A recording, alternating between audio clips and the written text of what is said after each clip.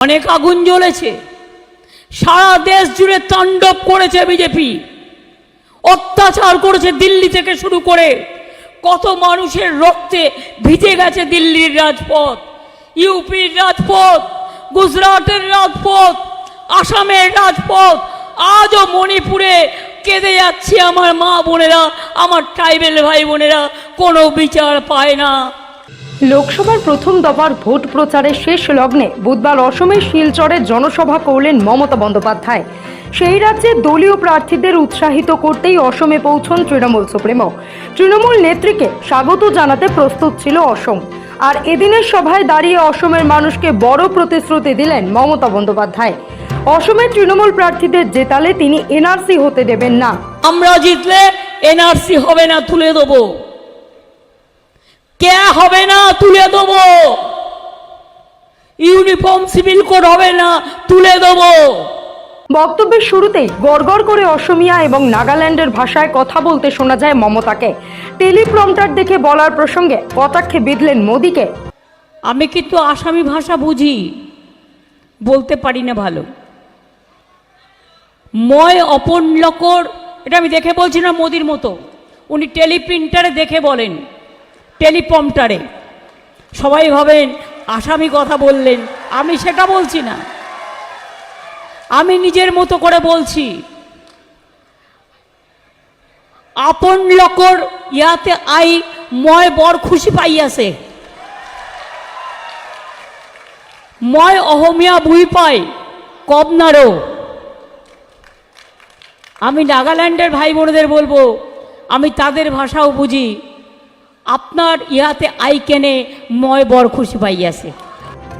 অসমের 4টি কেন্দ্রে প্রার্থী দিয়েছে তৃণমূল। শিলচরে তৃণমূলের প্রার্থী রাধেশ্যাম বিশ্বাস, লখিমপুর কেন্দ্রে তৃণমূলের প্রার্থী ঘনকান্ত, বারপেটায় তৃণমূল প্রার্থী আবুল কালাম আজাদ এবং কোকরাঝাড়ে তৃণমূলের প্রার্থী গৌরীশঙ্কর সারানিয়া। তবে শিলচরকেই বেছে নিয়েছেন মমতা। শোনা যায় মমতার রাজনৈতিক জীবনের গোড়া থেকেই সন্তোষ মোহন দেব তার পাশে থেকেছেন, তাকে উৎসাহ এবং সমর্থন জুগিয়েছেন। তাই প্রাক্তন কেন্দ্রীয় মন্ত্রী সন্তোষ মোহন দেবের স্মৃতিকে সম্মান জানাতেই শিলচরকে বেছে নিলেন মমতা, এমনটাই ধারণা রাজনৈতিক মহলের। ভোটের প্রচারে গিয়ে মমতা বলেন, ভুলে যাবেন না আমরা সিপিএমকে হটিয়ে ত্রিপুরায় জয় এনেছিলাম। তিনি বলেন, রেলমন্ত্রী থাকাকালীন অসমে কামাখ্যা মন্দিরের আদলে কামাখ্যা রেল স্টেশন করেছিলেন। এই মন্দিরে তিনি বারবার সকলের জন্য শুভকামনা চাইতে যান, ঠিক যেমন ত্রিপুরেশ্বরী মন্দিরেও যান।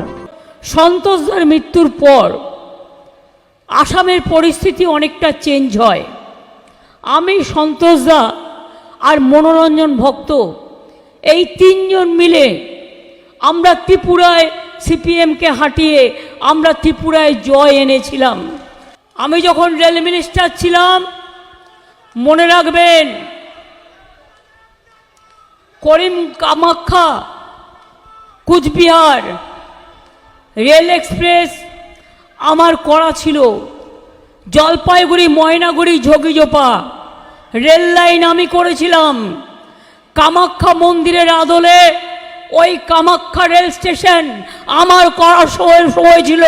তার কারণ আমি সারা ভারতবর্ষে আজমির শরীফ থেকে, দক্ষিণেশ্বর থেকে, তারাপীঠ মন্দির থেকে, কামাখ্যা মায়ের মন্দির থেকে, আর আমি কামাখ্যা মন্দিরে বারবার আসি, সবার জন্য শুভকামনা চাইতে আসি। যেমন ত্রিপুরায় গেলে ত্রিপুরেশ্বরী মন্দিরেও যাই, মাতা বাড়িও যাই। এদিনের সভা থেকে বেকারত্ব সহ একাধিক ইস্যুকে হাতিয়ার করেন মমতা বন্দ্যোপাধ্যায়। সরব হন কেন্দ্রের বিরুদ্ধে। সভা থেকে তপশিলীদের উন্নয়নে নানা প্রকল্পের খতিয়ান তুলে ধরেন মমতা। আজকে বলো, বেকারদের চাকরি দিয়েছ?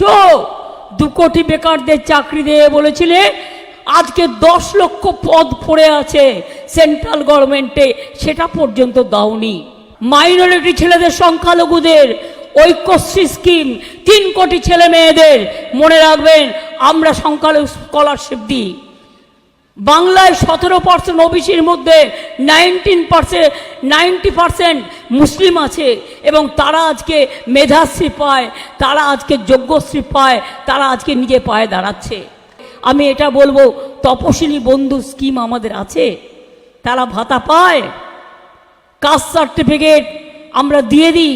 তপশিলি বন্ধু যেমন স্কিম আছে আমার, জয় জোহার আদিবাসীদের জন্য স্কিম আছে, সংখ্যালঘুদের জন্য স্কিম আছে, মুয়াজ্জিম ইমাম থেকে শুরু করে লোকপ্রসার শিল্পী থেকে শুরু করে পুরোহিতরা থেকে শুরু করে কেউ কিন্তু বঞ্চিত নয়। নির্বাচনী সভামঞ্চ থেকে মমতার ঘোষণা, অসমে আগামী বিধানসভা নির্বাচনে সমস্ত আসনে প্রার্থী দেবে তৃণমূল কংগ্রেস। আমি কথা দিয়ে যাচ্ছি, রাধেশ্যাম বাবুকে আপনারা জেতান, আরো 3টে প্রার্থীকে জেতান। আগামী আসামী বিধানসভা নির্বাচনে তৃণমূল কংগ্রেস সব সিটের লড়াই করবে, আর আপনাদের সাপোর্ট থাকলে আমরা জিতবো, এটা আমি বিশ্বাস করি।